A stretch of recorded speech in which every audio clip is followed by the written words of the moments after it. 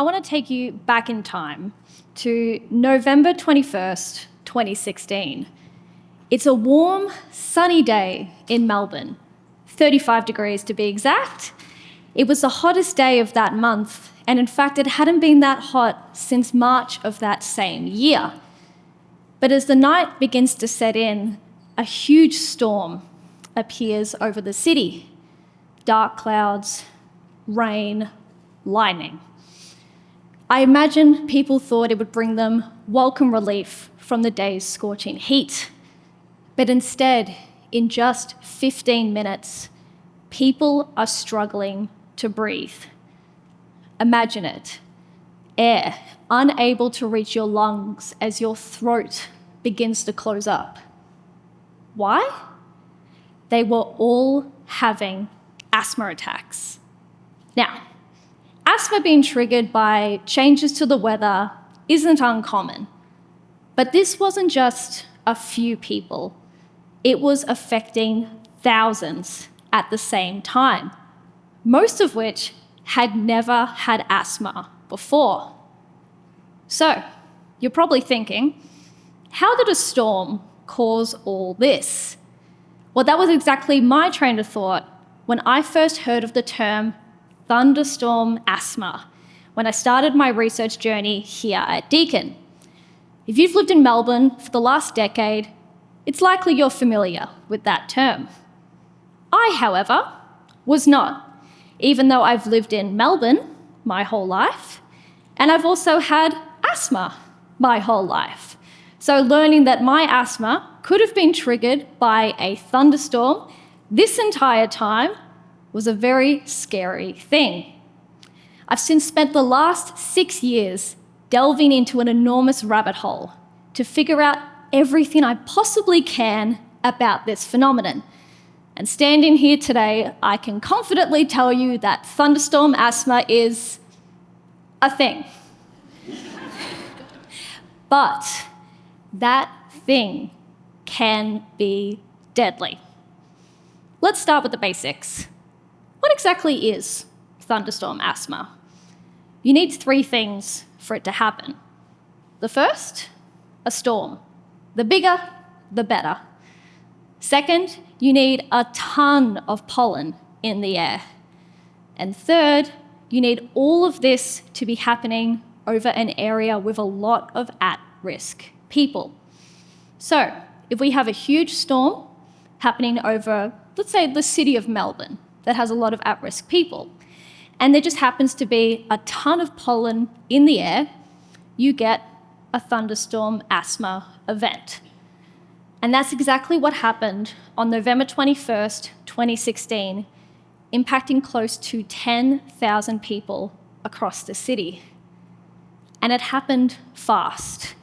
Hospitals saw an almost 1,000% increase in patients. That's 10 times as many people that they're used to dealing with. How could they cope? Most didn't. They had to call an emergency code brown, which is usually reserved for natural disasters like earthquakes, because their emergency departments were too full. Urgent calls to 000 caused ambulances to be delayed for hours.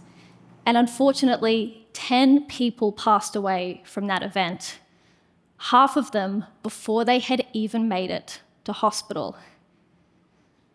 This is the most catastrophic and deadliest thunderstorm asthma event in history.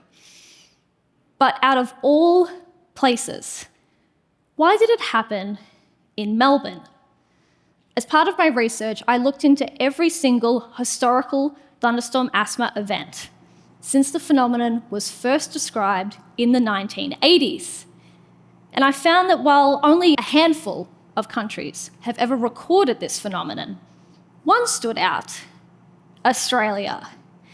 Yes, our little country down under has recorded more instances of thunderstorm asthma than anywhere else in the world.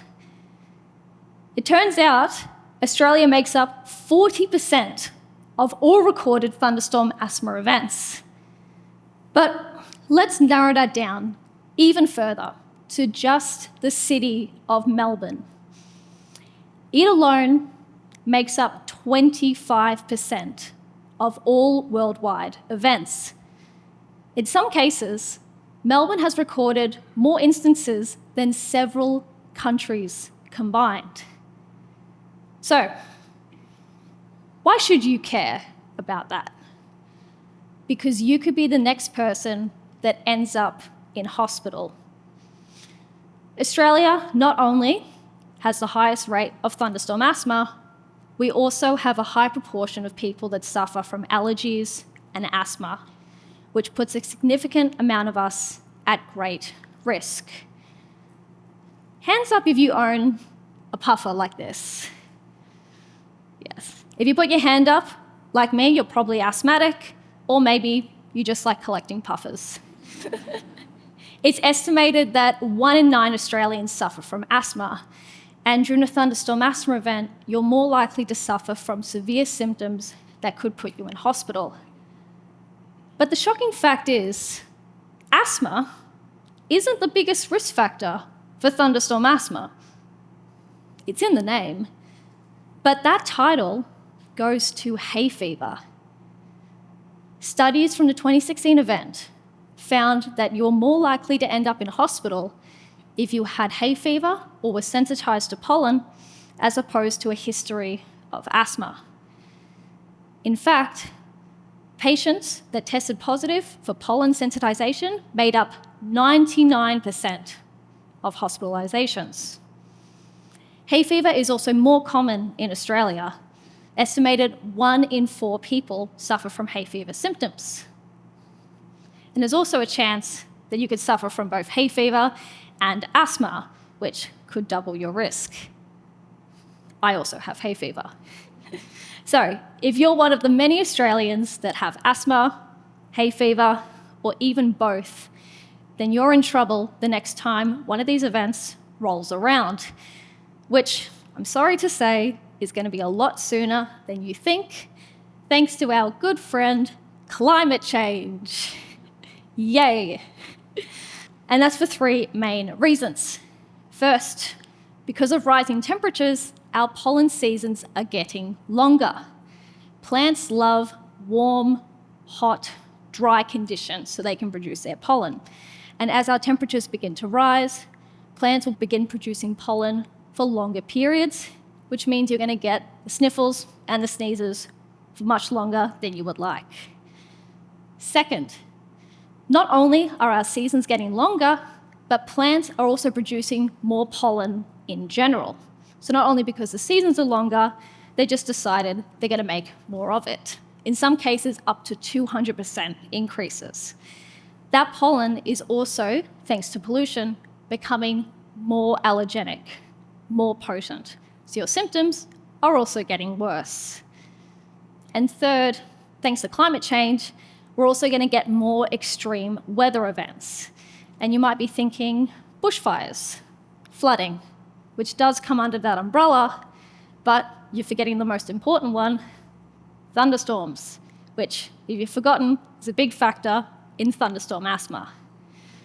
So, we have a deadly asthma event that is more common in this city than anywhere else in the entire world, that will continue to get worse due to climate change. Doesn't sound that good, does it? So, what can you do starting today to help reduce your risk of thunderstorm asthma? The first step is reducing your exposure to pollen, the main factor. And you can do this in several easy ways. You can reduce your time spent outside. If you do need to go out, wear a surgical face mask. And even when you're in the home, close all doors and windows. These steps are especially important on days with high pollen counts or a high risk of thunderstorm asthma. But if that fails, the next best thing is reducing the severity of your symptoms. If you have asthma, like me, make sure you have your medication on you and you know how to use it properly. You can easily have a chat with your GP about setting up an asthma action plan. Remember that. And if you have hay fever, there's plenty of over-the-counter options: antihistamines, nasal sprays, eye drops. But keep an eye out for any alternative methods that you hear about online to cure your hay fever, as there's not really any science to back it up, but that's a story for another day. So, thunderstorm asthma is a thing, and you should be concerned about it. But I hope you leave today feeling more confident and knowledgeable about how you can protect yourself during the next event. Breathe easy, knowing that you will be ready.